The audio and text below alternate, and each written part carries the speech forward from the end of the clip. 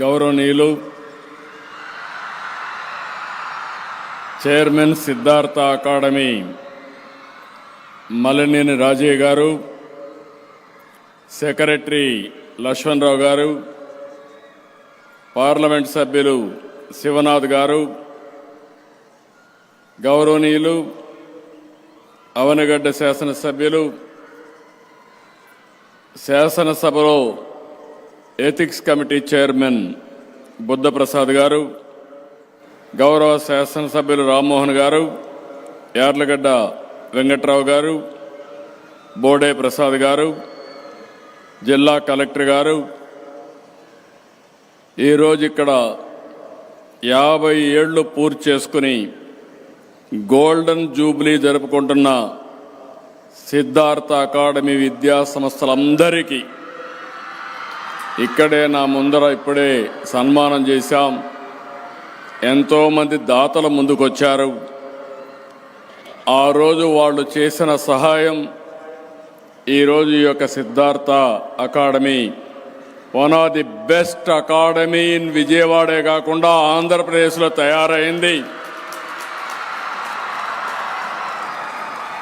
ముందు చూపుతో ముందుకు వచ్చినటువంటి దాతలందరినీ అభినందిస్తున్నా.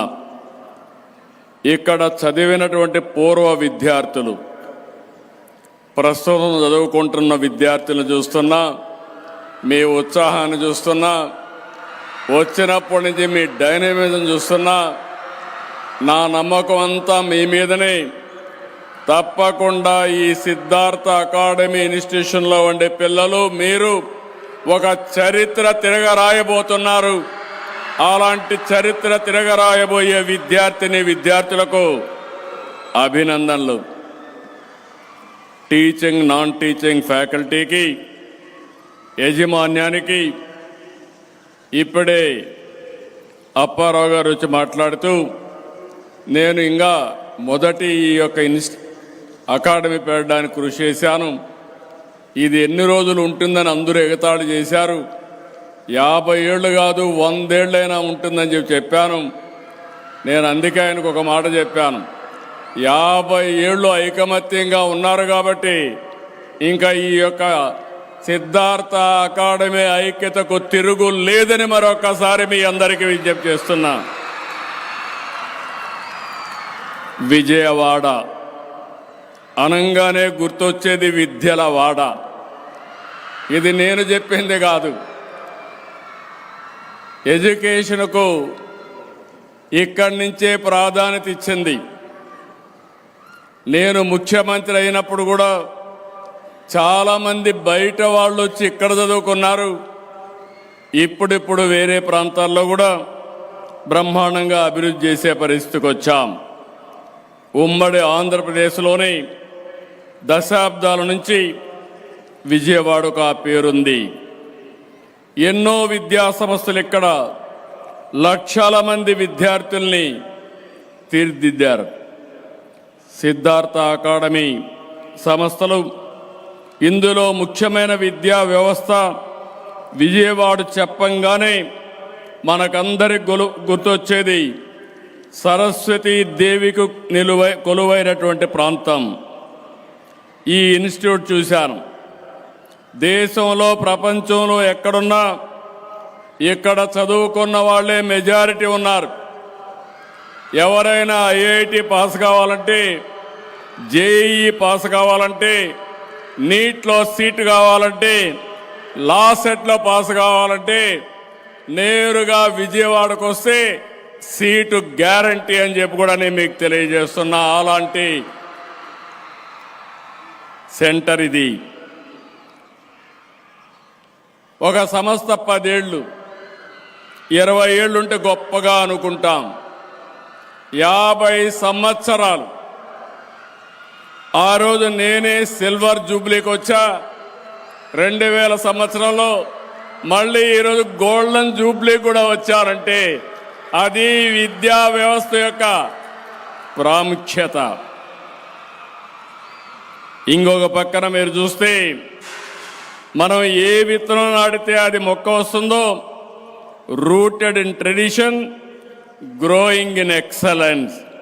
ఇది సిద్ధార్థ విద్యా సంస్థలు నాటిన విత్తనం ఒక మహావృక్షంగా ఎదిగింది, బ్రహ్మాండమైన ఫలితాలు ఇచ్చే పరిస్థితికి వచ్చింది. పేద పిల్లలు, మధ్యతరగతి పిల్లలకి ఇక్కడ మీరు చూస్తే 1975లో ఆ రోజు పెనుమనేని వెంకటేశ్వరరావు గారు, వైవీరావు గారు, సుబ్బారావు గారు వీళ్ళందరూ కలిసి దీన్ని ప్రారంభించారు. నాటి నుంచి ఇప్పటి వరకు అద్భుత విజయాలు సాధిస్తూ ఉంది. ఈరోజు మీరు ఒక్కసారి చూస్తే ఈ వ్యవస్థను నడిపించిన గతంలో మేనేజ్మెంట్ కానీ ప్రస్తుతం నడిపిస్తున్న మేనేజ్మెంట్ కానీ మనస్ఫూర్తిగా అభినందిస్తున్నా. మీ స్ఫూర్తికి మనస్ఫూర్తిగా ధన్యవాదాలు అర్పిస్తున్నానని చెప్పి కూడా నేను మీకు తెలియజేస్తున్నా. ఇక్కడ మనం చూస్తే సుదీర్ఘ ప్రస్థానంలో engineering, medicine, management, law, BEd, pharmacy, dental, hotel management దగ్గర 18 కాలేజీలు. ఈరోజు మీరు చూస్తే 28,000 మంది స్టూడెంట్లు, 3,000 మంది ఫ్యాకల్టీలు, 50 సంవత్సరాలు చరిత్ర సృష్టించారంటే ఇందులో ఉన్న మిమ్మల్ని అందరినీ పేరు పేరున అభినందిస్తున్నాను. ఇప్పుడే మేనేజ్మెంట్ చెప్తున్నారు, మేము కొంత ల్యాండ్ ఇస్తే అగ్రికల్చర్ కాలేజ్ పెడతామని. నేను ఒకటే చెప్పాను, ఇప్పుడు అగ్రికల్చర్ కాలేదు, కానీ మీరు పెట్టాల్సిన అగ్రిటెక్ పెట్టాలి. ఏ కోర్సెస్కైనా రాబోయే రోజుల్లో టెక్నాలజీ జోడించాల్సిన అవసరం ఉంది. అప్పుడే ప్రపంచాన్ని శాసించే శక్తి మన పిల్లలకు మనం ఇవ్వగలుగుతామని ఇప్పుడే వారికి సజెషన్ ఇచ్చాను. తప్పకుండా తొందరలోనే సిద్ధార్థ అకాడమీ ముందుకొస్తే అగ్రిటెక్ను పెట్టి అగ్రికల్చర్ టెక్నాలజీ కాలేజ్ పెట్టడానికి ప్రభుత్వం సహకరిస్తామని చెప్పి కూడా నేను మీకు తెలియజేస్తున్నా. నేను ఎప్పుడు కూడా విద్యకు ఎక్కువ ప్రాధాన్యత ఇస్తున్నాను. ముఖ్యమంత్రి అయినప్పటి నుంచి నేను మీ విజిల్స్ చూస్తే, పిల్లల యొక్క ఇక్కడ విజిల్స్ కానీ కేరింతలు చూస్తే నాకు కూడా పాత రోజులు జ్ఞాపకం వస్తాయి, విద్యార్థి రోజులు జ్ఞాపకం వస్తాయి. నేను కూడా మీ మారిగానే అల్లరి పిల్లవాడిని, అల్లరి స్టూడెంట్గా ఉండేవాడిని, స్టూడెంట్ లీడర్గా కూడా రాణించాను. 1978లో ఆ రోజు నా క్యారియర్ నేను డిసైడ్ చేసుకోవాలన్నప్పుడు మా టీచర్లు కానీ మా స్నేహితులు కానీ కొన్ని సూచనలు ఇచ్చారు.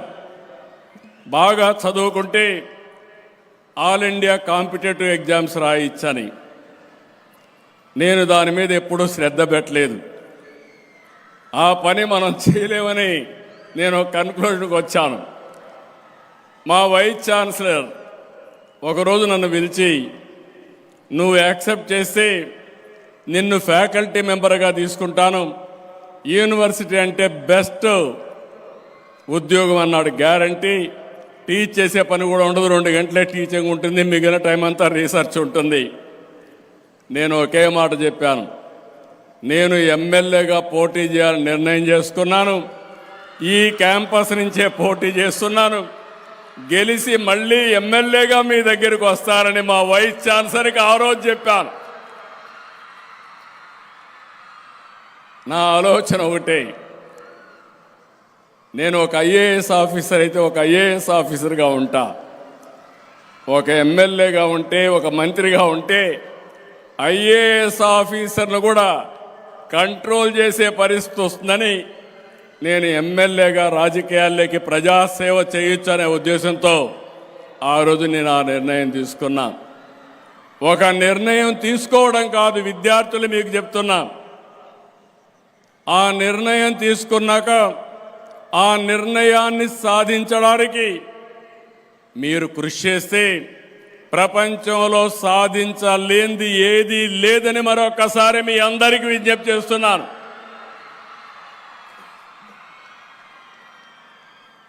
ఈరోజు నేను సమైక్య ఆంధ్రప్రదేశ్లోనే ఎన్టీ రామారావు గారు ముఖ్యమంత్రి అయినప్పుడు సిద్ధార్థ మెడికల్ కాలేజ్ ఆయన ఒకటి అడిగాడు, ఈ సిద్ధార్థ మెడికల్ కాలేజీని గవర్నమెంట్కి ఇవ్వండి, నేను దీన్ని తీసుకుంటానంటే ఒక్క మాట మాట్లాడకుండా, ఒక్క పైసా కాంపన్సేషన్ అడగకుండా పూర్తిగా సహకరించిన సిద్ధార్థ అకాడమీ వారిని, మేనేజ్మెంట్ని అభినందిస్తున్నా. ఆ తర్వాత అదే కాలేజీని దేశంలోనే మొట్టమొదటిసారిగా మెడికల్ యూనివర్సిటీ పెట్టిన ఘనత నందమూరి తారక రామారావు గారికి దక్కుతుంది. అది ఆయన విజన్. ఆ తర్వాత నేను ముఖ్యమంత్రి అయిన తర్వాత నేను పిలిచి జిల్లాకు ఒక మెడికల్ కాలేజ్ ఇస్తున్నాం, మీరు కూడా ముందుకు రండి. ఆ రోజు మీ దగ్గర మేము కాలేజ్ తీసుకున్నాం, తిరిగి నేను మెడికల్ కాలేజ్ మీకు ఇస్తానని నేనే ఆఫర్ ఇచ్చి మెడికల్ కాలేజీ అకాడమీకి ఇచ్చాను. అది మీ యొక్క స్ఫూర్తి, యొక్క కాలేజీ అకాడమీ యొక్క స్ఫూర్తి, ఒక నమ్మకం. ఆ నమ్మకంతోనే ఆ రోజు మెడికల్ కాలేజ్ ఇచ్చాం. ఈరోజు నేను మిమ్మల్ని అందరినీ కోరుతున్నా, నేను ఎప్పుడు కూడా ఎడ్యుకేషన్ మీద ఎక్కువ శ్రద్ధ పెట్టాను. సమైక్య ఆంధ్రప్రదేశ్లో ఒక నిర్ణయం తీసుకున్నాను, ఎవ్రీ 1 కిలోమీటర్లో ఎలిమెంటరీ స్కూల్ ఉండాలి, 3 కిలోమీటర్లు అప్పర్ ప్రైమరీ స్కూల్ ఉండాలి, 5 కిలోమీటర్ల హై స్కూల్ ఉండాలి, ఎవ్రీ మండలంలో జూనియర్ కాలేజ్ ఉండాలి, ఎవ్రీ రెవెన్యూ డివిజన్లో ఇంజనీరింగ్ కాలేజ్, ఎవ్రీ జిల్లాలో మెడికల్ కాలేజ్ పెట్టాలని నిర్ణయం తీసుకొని దాన్ని అమలు చేస్తే ఈరోజు తెలుగు వారిని మీరు చూస్తే ఏ దేశానికి పోయినా నాలెడ్జ్ ఎకానమీకి చిరునామాగా మన వాళ్ళు తయారయ్యారంటే అది తెలుగుదేశం పార్టీ తీసుకున్న నిర్ణయం అని చెప్పి మీ అందరికీ విజ్ఞప్తి చేస్తున్నా. ఈరోజు మళ్ళీ భవిష్యత్తు మొత్తం నాలెడ్జ్ ఎకానమీది. అందుకే మెగా పేరెంట్స్ టీచర్స్ మీటింగులు పెడుతున్నాం, సంవత్సరానికి 2 సార్లు పెడుతున్నాం. రాజకీయాల్లో కానీ సమాజంలో కానీ విలువలు బాగా పడిపోతున్నాయి, విలువలు కాపాడుకోవాల్సిన అవసరం ఉంది. అందుకే మీరు చూస్తే విద్యార్థుల్లో నైతిక విలువలు పెంచడానికి చాగంటి కోటేశ్వరరావు గారిని అడ్వైజర్గా పెట్టి వారి ద్వారా చిన్న పిల్లలప్పటి నుంచే విలువలు పెంచే కార్యక్రమానికి శ్రీకారం చుట్టాం. ఇంకో పక్కన పిల్లలందరిలో ఒక చైతన్యం రావాలని, ఆరోగ్యకరమైన పరిశుభ్రతకు మారుపేరుగా ఉండాలని ముస్తాబ్ అనే కార్యక్రమాన్ని పెట్టి ముందుకు పోతున్నాం.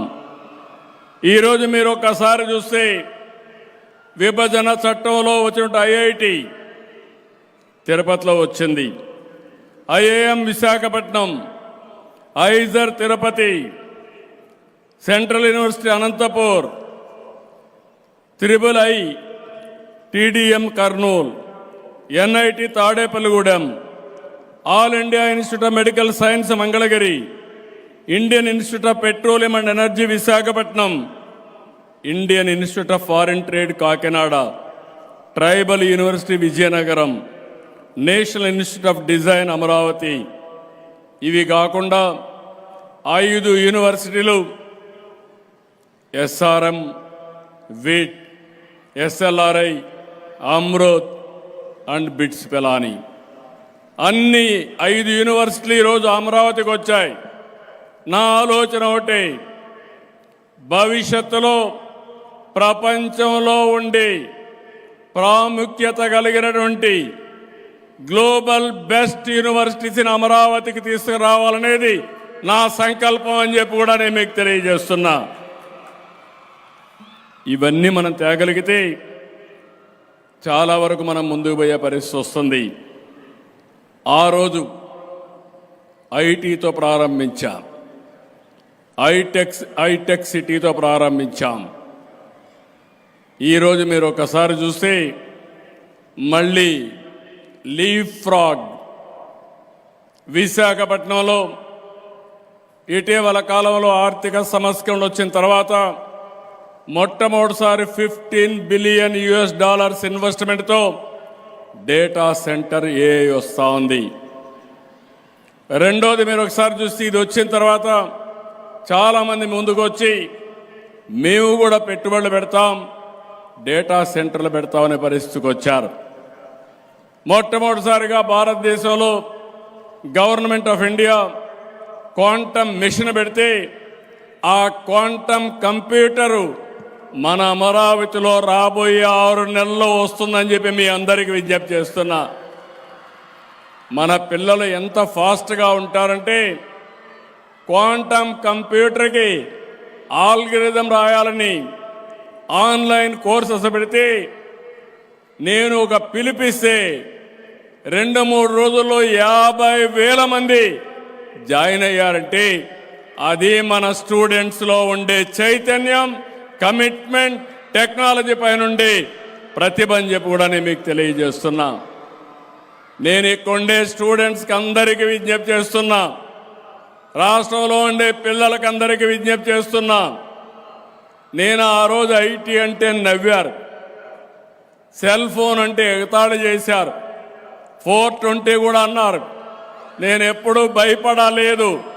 నేను అనుకున్న పని సాధించే వరకు నిద్రపోకుండా పనిచేయడం నా సంకల్పం, నా మనస్తత్వం.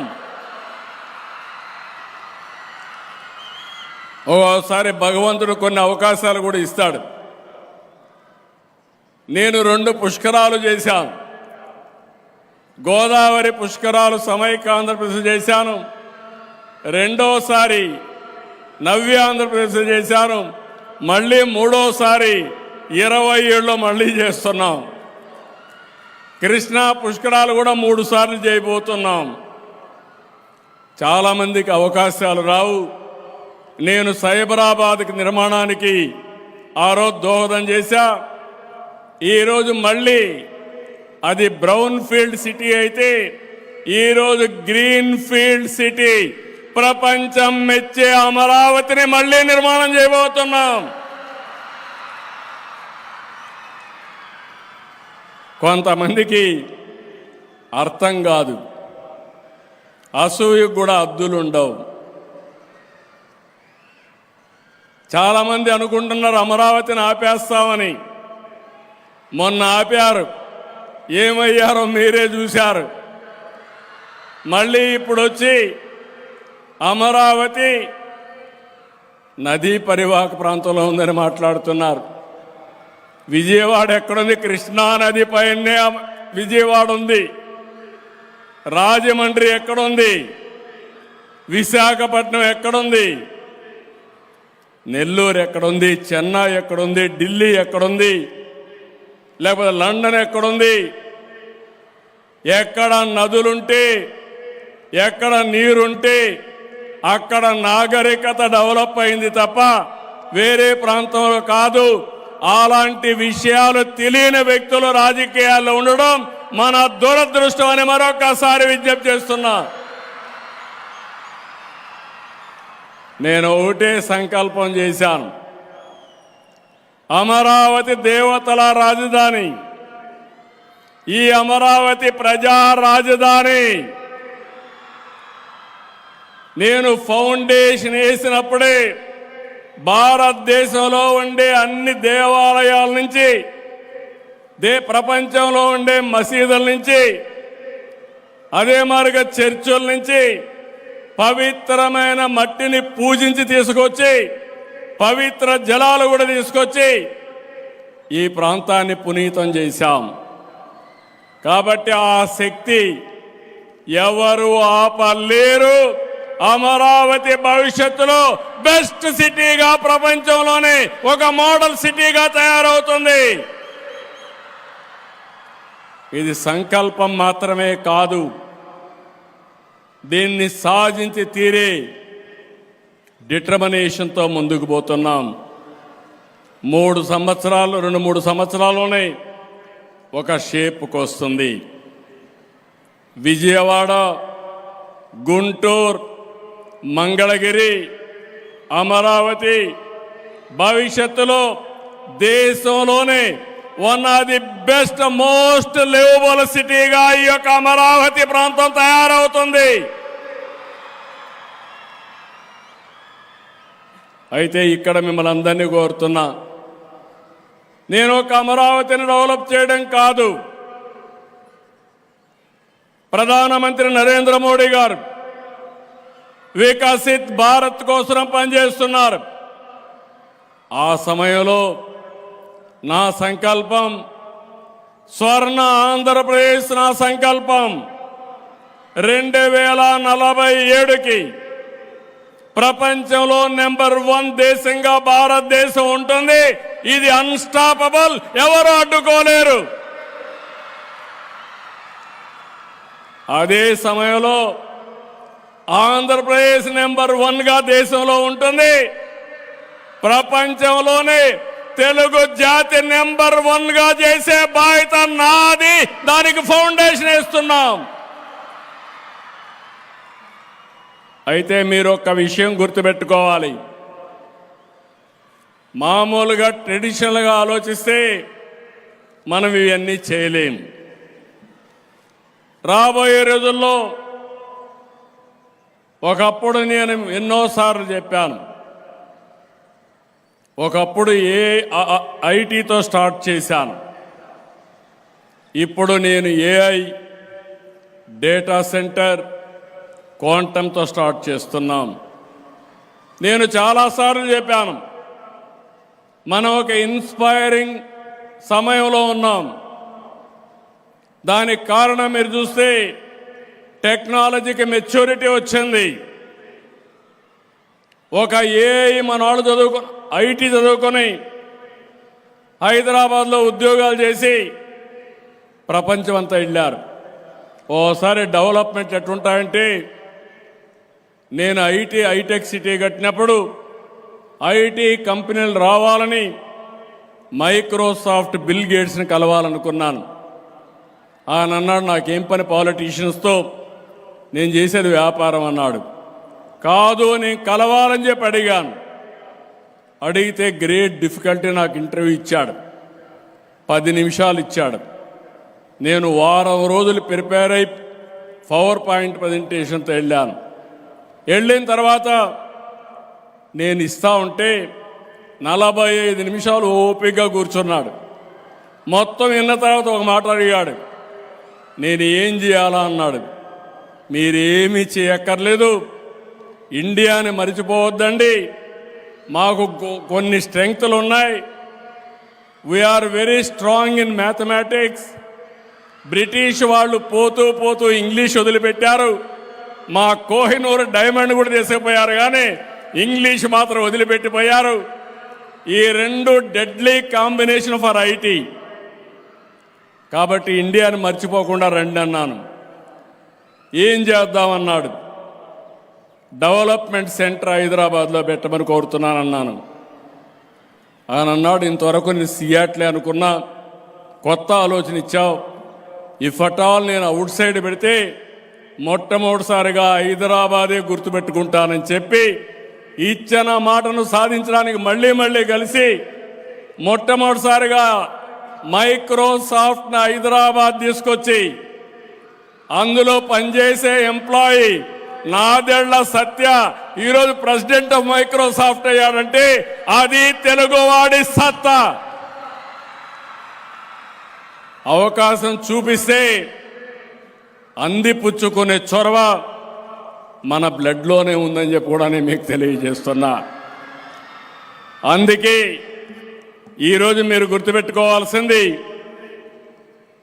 విశాఖపట్నాన్ని ఒక డేటా సెంటర్ హబ్గా తయారు చేస్తున్నాం.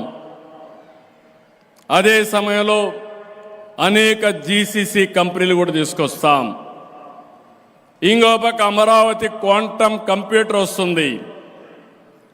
నేను ఒకసారి క్వాంటమ్ కంప్యూటర్ గురించి మాట్లాడితే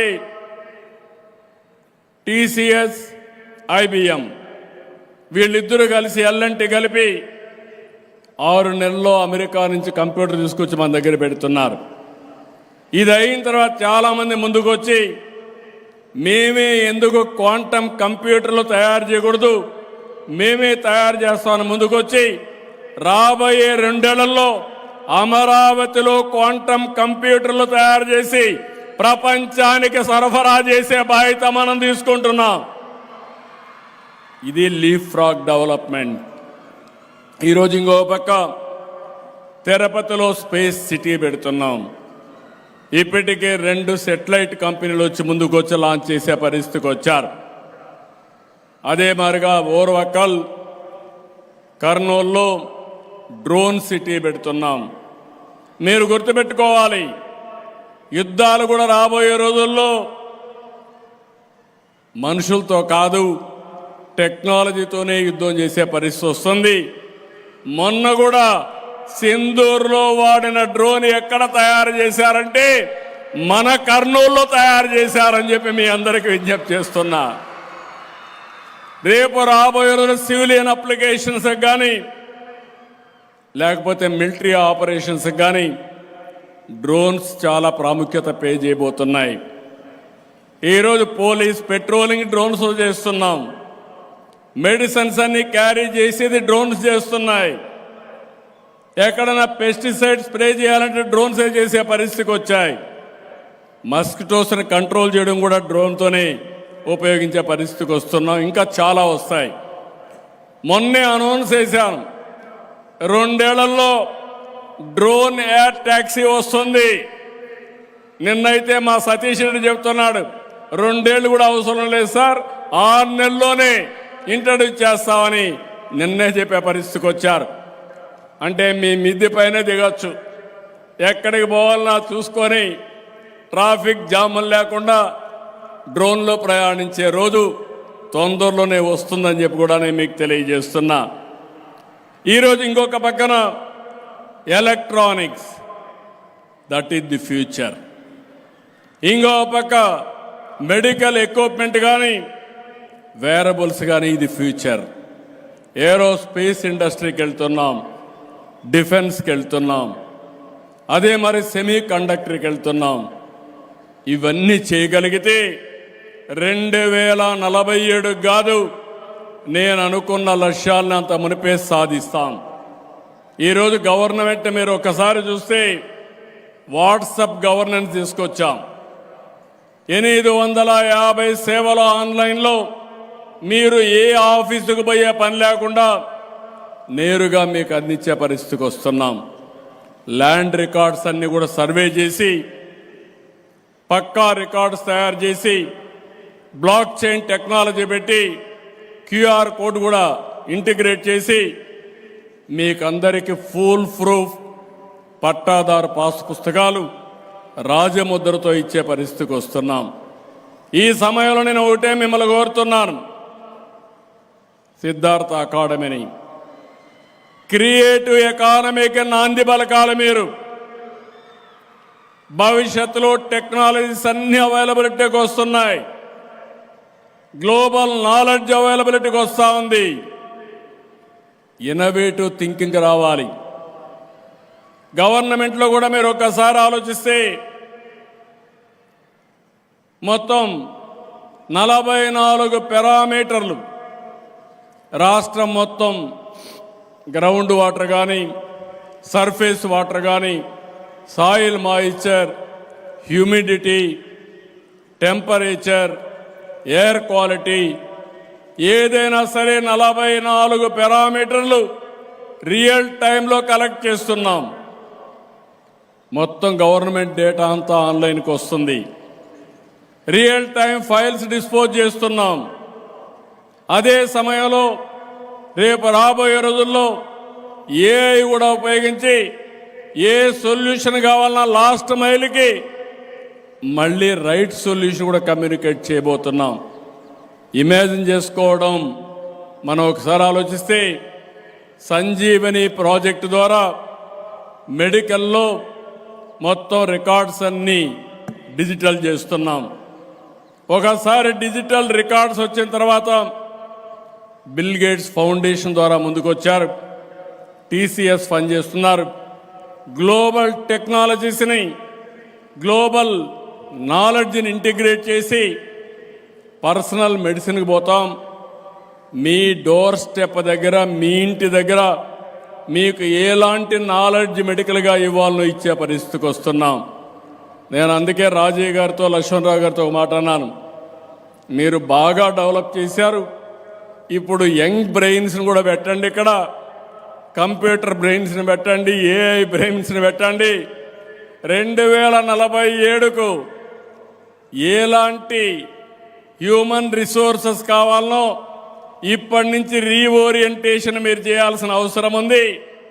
ఇంతవరకు చేసింది 50 సంవత్సరాలు మీరు చేసింది ఒక ఎత్తు అయితే, రాబోయే 10 సంవత్సరాల్లో మీరు డిఫరెంట్ వరల్డ్ని చూడబోతున్నారు. రాబోయే 27 సంవత్సరాల్లో మీరు ఇంకొక డిఫరెంట్ ప్రపంచాన్ని మనం చూడబోతున్నాం. దానికోసం సిద్ధంగా ఉండమని వారికి చెప్పాను. వారు బ్రహ్మాండంగా పనిచేస్తున్నారు. వారిని ఒకటే కోరుతున్నా, ఒక మంచి మీ వాళ్ళందరూ ఉన్నారు ఇక్కడ చదువుకున్న వాళ్ళు ప్రపంచమంతా ఉన్నారు. మేము తిరుమల తిరుపతిలో ఒక పద్ధతి పెట్టాం. 82లో ఎన్టీ రామారావు గారు అన్నదానాన్ని పెట్టాడు. ఈరోజు మీరు చూస్తే దగ్గర 2500 కోట్లు, 3000 కోట్లు కార్పస్ వచ్చింది. చాలామంది అన్నదానానికి డొనేషన్లు ఇస్తున్నారు. ఏమాత్రం సమస్య లేకుండా 1,00,000 మందికి అన్నదానం పెట్టగలుగుతున్నాం. నేను ఒకసారి ఆలోచించి ప్రాణదానానికి శ్రీకారం చుట్టాను. ఆ రోజే నా మీద దాడి జరిగింది. ఆ రోజే ప్రాణదానం కార్యక్రమాన్ని ప్రారంభించి సిమ్స్ హాస్పిటల్ నుంచి పోతుంటే అలిపిరి దగ్గర నా మీద దాడి జరిగితే సాక్షాత్తు వెంకటేశ్వర స్వామి నన్ను కాపాడాడు తప్ప 23 క్లేమోర్ మైన్స్ నా మీద బ్లాస్ట్ చేశారు. అదొక కార్యక్రమాన్ని పెట్టాము. అదైన తర్వాత శ్రీవారి సేవకులను పెట్టాను. షిర్డీ సాయిబాబా వాళ్ళ దగ్గర చూశాను. సేవా సేవకులు పెట్టి బాగా చేసేవాడు. అది చూసిన తర్వాత శ్రీవారి సేవకులు పెట్టాం. ఈరోజు ఒక 10 లక్షల మంది దేవుని కోసం సేవ చేయడానికి సిద్ధంగా ఉన్నారు. వాళ్ళకే వాలంటరీ వర్క్ ఇచ్చాం. ఇంకో పక్కన ఈరోజు దేశంలో ఉండే అన్ని రాజధానుల్లో, ప్రపంచంలో హిందువులు ఉండేది ఇక్కడంతా కూడా వెంకటేశ్వర స్వామి దేవాలయం కట్టాలనుకుంటున్నాం. డబ్బుల కొరత లేదు. వెంకటేశ్వర స్వామి రిచెస్ట్ గాడ్ నౌ. 20,000 కోట్ల రూపాయలు స్వామికి డిపాజిట్స్ ఉన్నాయి. ఒక 12,000 మెట్రిక్ టన్నులు బంగారం ఉంది. కాబట్టి దేవుడికి డబ్బులు కొరత లేదు. నా ఆలోచన అయితే, నేను నమ్మిన దేవుడు మా ఇంటి ఎలవేల్పు ప్రపంచంలోనే పవర్ఫుల్ గాడ్గా వెంకటేశ్వర స్వామి ఉండాలనేది నా కోరిక. అది జరుగుతుందని కూడా మీకు తెలియజేస్తున్నా. ఇక్కడ ఈ అకాడమీని కోరుతున్నాం. మీకు బ్రహ్మాండమైన వ్యక్తులు ఉన్నారు. మొన్నటి వరకు దాతలు వచ్చి డబ్బులు ఇచ్చారు. ఇప్పుడు మీకు కొంతవరకు సహాయం చేస్తున్నారు. ఇక్కడ చదువుకున్న నాలెడ్జ్ అంతా కూడా రావాలి. ఇక్కడ చదువుకొని పైకి వచ్చిన వాళ్ళకు తోచిన విధంగా డబ్బులు ఇస్తారా, ఇక్కడికి వచ్చి స్ఫూర్తినిస్తారా, లేకుంటే క్లాస్ రూములు టీచ్ చేస్తారా? అలాంటి కార్యక్రమానికి మీరు శ్రీకారం చుట్టాల్సిన అవసరం ఉంది. విజయవాడలో పుట్టిన వాళ్ళని నేను చూస్తున్నాను. మెజారిటీ 190% హైదరాబాద్కి వెళ్ళారు, అమెరికాకి వెళ్ళారు, ప్రపంచం అంతా వెళ్ళారు. ఏ కొద్ది మందే ఇక్కడున్నారు. ఇప్పుడు అమరావతి వచ్చిన తర్వాత మీరెక్కడున్నా తిరిగి ఇక్కడికి రండి, అమరావతికి రండి, మీ భవిష్యత్తుకి శ్రీకారం చుట్టమని మరొక్కసారి కోరుతున్నా. దానికి ఈ సిద్ధార్థ అకాడమీ వేదిక కావాలని చెప్పి మనస్ఫూర్తిగా కోరుకుంటున్నా. ఇదే సమయంలో ఈ సిద్ధార్థ ఇన్స్టిట్యూట్ అకాడమీ P4 మోడల్ను కూడా రీసెర్చ్ చేయాల్సిన అవసరం ఉంది. P3 public private partnership. ఈరోజు రోడ్లు వేస్తున్నాం, ఎయిర్పోర్ట్లు కడుతున్నాం, పవర్ ప్రాజెక్టులు చేస్తున్నాం, అనేక అభివృద్ధి కార్యక్రమాలు చేస్తున్నాం, సంపద సృష్టించగలిగాం, ఉపాధి క్రియేట్ చేయగలిగాం. అదే సమయంలో మీరు ఒక్కసారి ఆలోచిస్తే సమాజంలో ఆర్థిక అసమానతలు పెరిగిపోతున్నాయి. ఇది మంచిది కాదు. రాబోయే 30 ఏళ్లలో ఈ ఆర్థిక అసమానతలు ఇంకా పెరుగుతాయి. ఇప్పుడు బిలియనీర్సే ఉన్నారు, రేపు ట్రిలియనర్స్ వస్తారు, కోటీశ్వరులు పెరిగిపోతారు. అదే సమయంలో జీవన ప్రమాణాలు కొంతమందికి బ్రహ్మాండంగా ఉంటాయి, కొంతమంది ఇబ్బంది పడే పరిస్థితి వస్తుంది. కానీ భారతదేశం కోరుకునేది ఆర్థిక అసమానతలు తగ్గించి అందరికీ మెరుగైన జీవన ప్రమాణాలు ఇవ్వగలిగితే అదే నిజమైన ప్రజాస్వామ్యానికి స్ఫూర్తి. అలాంటి స్ఫూర్తికి కావాల్సింది అకాడమిక్ ఇన్స్టిట్యూషన్స్ నుంచి సహకారం కావాల్సిన అవసరం ఉంది. అదే సమయంలో నేను ఒకప్పుడు ఐటీని ప్రమోట్ చేశా, ఇంటికి ఒక ఐటీ ప్రొఫెషనల్ అన్నా. ఈరోజు నేను చెప్పేది 1 ఫ్యామిలీ 1 ఆంటర్‌ప్రెన్యూర్. ప్రతి ఒక్క ఇంట్లో ఒక పారిశ్రామికవేత్త ఉండాలి, ఒక ఎంఎస్ఎంఈ పెట్టాలి, మన ఆలోచన విధానంలో మార్పు రావాలి. ఈ సిద్ధార్థ అకాడమీలో కూడా మీరు పిల్లల్ని మీరు తయారు చేసి వాళ్ళు రెడీగా ప్రాజెక్టుతో బయటపోయే పరిస్థితి రావాలి. ఎంతమందికి ప్లేస్మెంట్లు ఇస్తున్నారు, ఎంతమంది పారిశ్రామికవేత్తలు కావాలని ఈ ఇన్స్టిట్యూట్ నుంచి బయటపోతున్నారో దానికి ప్రాధాన్యత ఇవ్వాల్సిన అవసరం ఉంది. అలాంటి ఇంకొక పక్కన ఒకప్పుడు నేనే పాపులేషన్ కంట్రోల్ చేశాను, ఫ్యామిలీ ప్లానింగ్తో ముందుకు పోయాం. ఇప్పుడు మళ్ళీ నేను పాపులేషన్ మేనేజ్మెంట్ అంటున్నాను.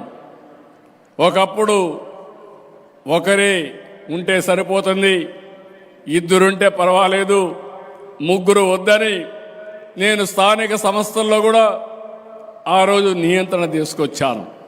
ఇప్పుడు అవన్నీ చేశాం, అందరినీ ప్రమోట్ చేస్తున్నాం. కొన్ని దేశాలు ముందు చూపు లేకుండా, జనాభా లేకుండా చాలా ఇబ్బంది పడుతున్నారు. ఓల్డ్ ఏజ్ సమస్యలు వచ్చాయి. ఈరోజు చాలామంది మన దగ్గర నుంచి మనుషులు కావాలని ఈవెన్ తైవాన్ కానీ, జపాన్ కానీ, జర్మనీ కానీ చాలా దేశాలు మనుషులు పంపించమని అడిగే పరిస్థితికి వచ్చారు. 2047 వరకు భారతదేశానికి అడ్వాంటేజ్ ఉంటుంది. కానీ ఇప్పుడే కానీ మనం జాగ్రత్త పడి పాపులేషన్ మేనేజ్ చేయగలిగితే సంపదకి జనాభా పెరుగుదలకి కాన్ఫ్లిక్ట్ ఉంది, స్వార్థం కూడా ఉంది. డబ్బులు వచ్చిన వాళ్ళు పిల్లలు వద్దనుకుంటారు. దానికి కారణం ఒక ఇండస్ట్రీ మెయింటైన్ చేయడం ఈజీ కానీ పిల్లల్ని పెంచడం కష్టమనే థింకింగ్కి వస్తున్నారు. అది ప్రపంచం అంతా జరిగింది. కానీ భారతదేశంలో మనం గుర్తుపెట్టుకోవాల్సింది, జనాభాని కానీ మనం మేనేజ్ చేయగలిగితే రీప్లేస్మెంట్ లెవెల్ 2.1, ఆ 2.1 కానీ మనం మెయింటైన్ చేయగలిగితే ప్రపంచానికి అవసరమైన సేవలు అందించే శక్తి, చైతన్యం, నాలెడ్జ్ భారతదేశానికి ఉంది. బ్రిటిష్ వాళ్ళు ఒకప్పుడు మన దేశానికి వ్యాపారానికి వచ్చి రాజ్యాధికారం చేపట్టారు.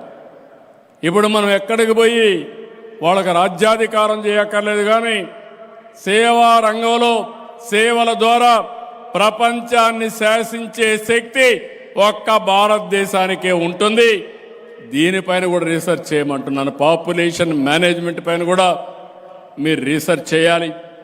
ఆ రీసెర్చ్ని ప్రజల్లోకి తీసుకుపోవడం కోసం ఉపయోగించాల్సిందిగా నేను కోరుతున్నాను. ఇప్పుడే రామ్మోహన్ రావు గారు ఒక మాట అన్నారు, దేవస్థానం ల్యాండ్ ఇక్కడ ఉంది, ఇక్కడ సమస్య ఉంది, కాబట్టి భవిష్యత్తులో కూడా సమస్య లేకుండా ఎట్లా చేస్తే బాగుంటుందని అడిగారు. తప్పకుండా దుర్గమ్మ తల్లి కూడా చదువులు బాగా చెప్పగలిగి సమాజానికి చేసే వాళ్ళకి ఇలాంటి భూమి ఇవ్వడంలో తప్పు లేదు. ఇలాంటి బెస్ట్ ఇన్స్టిట్యూషన్స్కి ఏం చేయాలన్నా మేము అందరం ఆలోచిస్తాం. నేను ఇప్పుడు ఇక్కడ చెప్పడం కాదు, తప్పకుండా ఆచరణలో పెట్టి మీకు ఎలాంటి ఇబ్బందులు లేకుండా ఒక సుస్థిరతతో ఈ ఇన్స్టిట్యూషన్ ముందుకు పోవడానికి ఏం చేయాలనో తొందరలోనే నిర్ణయం తీసుకుంటామని మీ అందరికీ హామీ ఇస్తూ 50 సంవత్సరాలు సేవ చేసిన మేనేజ్మెంట్ని, అదే సమయంలో ఇక్కడ చదువుకొని ప్రపంచమంతా స్థిరపడినటువంటి పూర్వ విద్యార్థుల్ని అభినందిస్తూ ఇక్కడ చదువుకునే విద్యార్థులందరికీ మరొకసారి కంగ్రాచులేషన్ చెప్పుకుంటూ ఈ ఇన్స్టిట్యూషన్ని మనస్ఫూర్తిగా అభినందిస్తూ ఇది 75 సంవత్సరాలు మళ్ళీ జరుపుకోవాలి, 100 ఏళ్ళు జరుపుకోవాలి.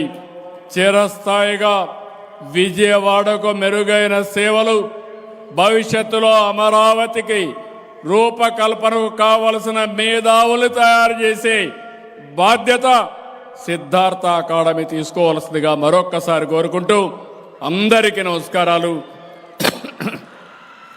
జై హింద్, జై భారత్, జై తెలుగు తల్లి, జై హింద్.